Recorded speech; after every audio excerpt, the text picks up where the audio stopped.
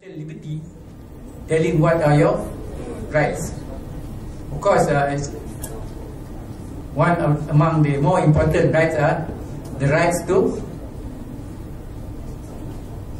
religious freedom, meaning the state cannot tell you what religion you should be believing in. It is up to you to decide whether you want to be a Muslim, whether you want to be a Christian, whether you want to be a Hindu, whether you want to be a Sikh, whether you want to be an atheist. But of course, in Malaysia, you may ask yourself, what are the basic ideology in this country, in Malaysia? Believe in God. If you are atheist, then you don't believe in God. So how does it relate to you as a good citizen?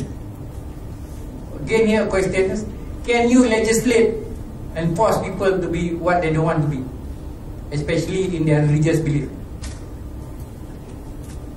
Okay, we know very well that Malaysia, according to the Federal Constitution, the religion of the Federation is Islam. Other religions is free to be practiced. Okay, it doesn't stop other religion being practiced. So of course, when I was a Human Rights Commissioner, one of the problems that I really hate to deal with, when Muslims decided to change their religion, then I have a problem, because there are so many obstacles. And of course, I cannot tell a person, hey, you cannot, because the Constitution says it is up to him. But in Malaysia, the definition of a Malay, that you are a Malay if you are a Muslim. If you are not a Muslim, then you are just a Bumi Putra. So that can be quite problematic. But I mean, that is the Constitution, and it creates problem. Finally, when you are in a prison, I am a Muslim and I love my religion, and here I am telling the person, well, you have to think about it, think carefully. What about your family?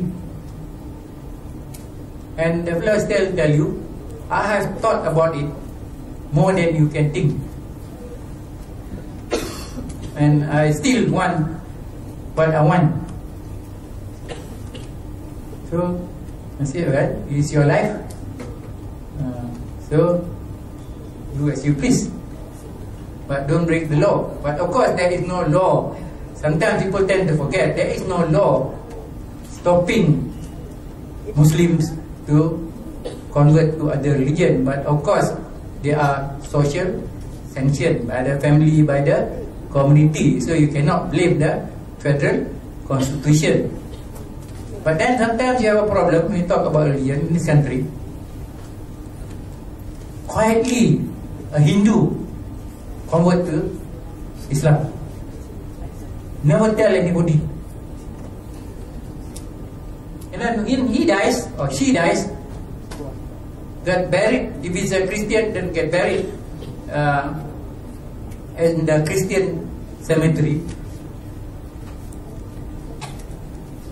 But when the religion, the Islamic religious department knows it, they will come and take you out from there and put you in a Muslim cemetery, and then there will be a big tug of war. The country looks bad. But the fellow become a Muslim, he deserves to be buried in a Muslim cemetery. But the problem, he never told anyone. But the record in their religious department shows otherwise, that he's a Muslim. So these are all very tricky issues. That's why when I was the chairman of the complaints and investigation, every time these sort of things happen, when they come to me, I thought of giving up my position and run away. But then you have to to deal with this. You can shirk the responsibility and run away, but you feel it's a very tough thing to face almost every day. So religion is one of the most sensitive issues. And I always tell parents, well, you better teach your children whatever religion it is to be faithful to it. But then, you know, if I ask you a question here, you are what you are in terms of religion. Is it because of you or because of your family? If you are born in a Hindu family, 90% or 95% or 99%, well, that you be a Hindu. Very few would have changed out of their own realization. I remember somebody asking Cat Stewart, Yusuf, something his name? Okay. So he said, he was asked a question of, why do you convert into, why do you become a Muslim? So our friend answered, if I look at the Muslim, I'll never become a Muslim. But when I read the Quran and understand the Quran, and I know the beauty of the religion, and that's why I'm a Muslim. But if I look at the Muslim, I don't think I will ever become a Muslim. It's such a sad reflection on the Muslim, okay, as opposed to the teaching of Islam, and how we nowadays especially practice or not practicing it. That is a problem, and for human rights that's a massive issue. You know, of course, when others convert to Islam, they are very happy. But then if you don't teach them the reward, then that is also a problem. For example, I have a lot of cases in Sabah, Sarawak. These young soldiers, young police, young officers from here, they go there. So they fall in love, and they get married. Then when they are coming back, they leave the wife behind. Of course, divorce. And of course, these people want to go back to their old religion, or back to the family, because the family will only accept them when they become the same religion. Otherwise, their own family don't accept them, and then the husband has left. So every time this happens, I call the husband, not because SUHAKAM has the power. I feel like slapping all of them. Now, if I have my way, I forget the human rights commissioner, because it's terrible.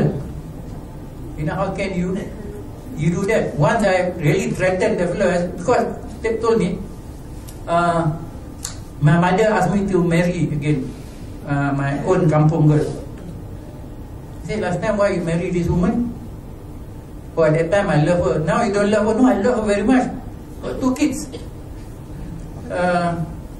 But you know lah, I have to listen to my mother. Then I asked him, last time you don't listen, now you want to listen. Oh, last time I'm in Sarawak, now I have to go back to my kampung.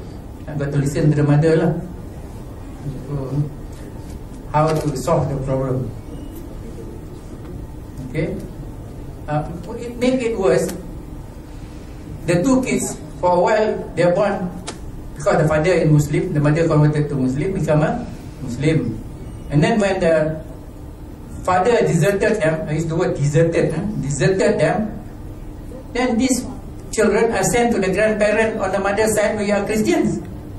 And surely, when they are staying in a Christian house, they all become, their name will still be a Muslim name. On paper, they are still Muslim, but they are growing up as Christian.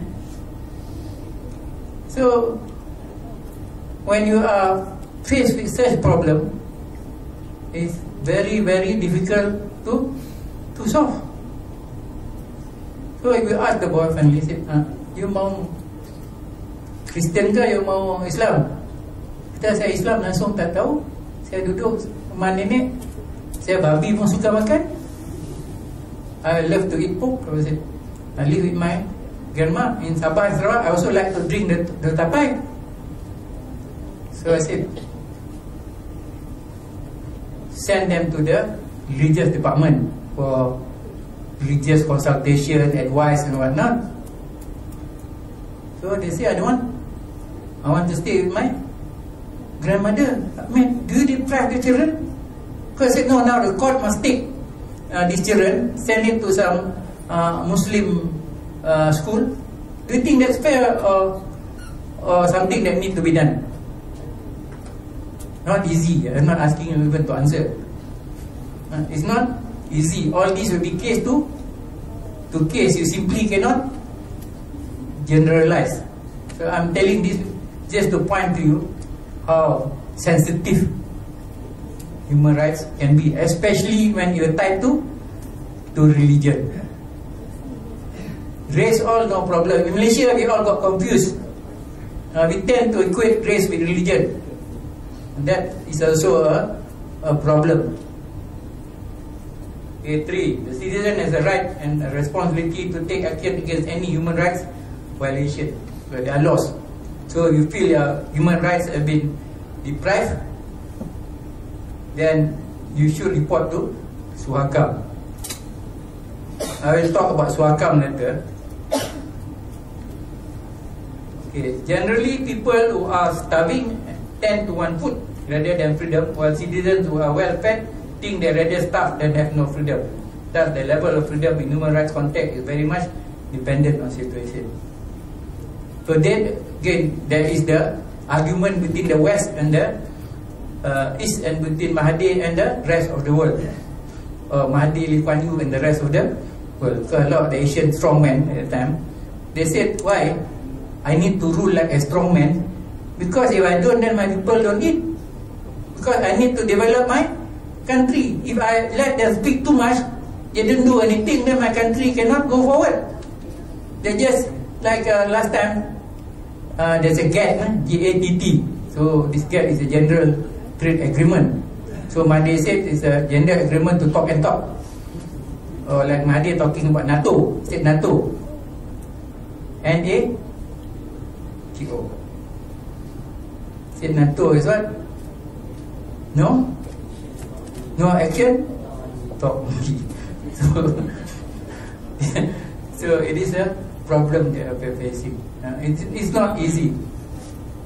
But you ask yourself, I'm sure some of you, or not all of you, will be future leaders, and you have to make decisions. Do I need to be less, giving less freedom to people in terms of saying what they like, so that I can go on and develop the country according to what I think is right?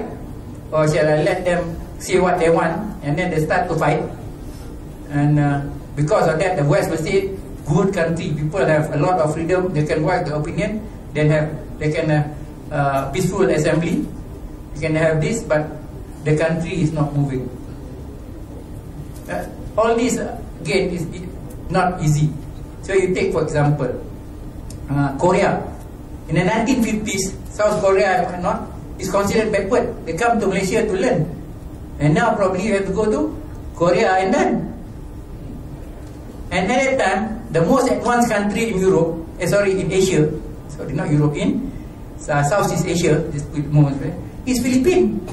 And they are the most developed country within the Southeast Asian nation. But today, Philippines is like the segment of Southeast Asia. So there is a problem. Okay, you take China.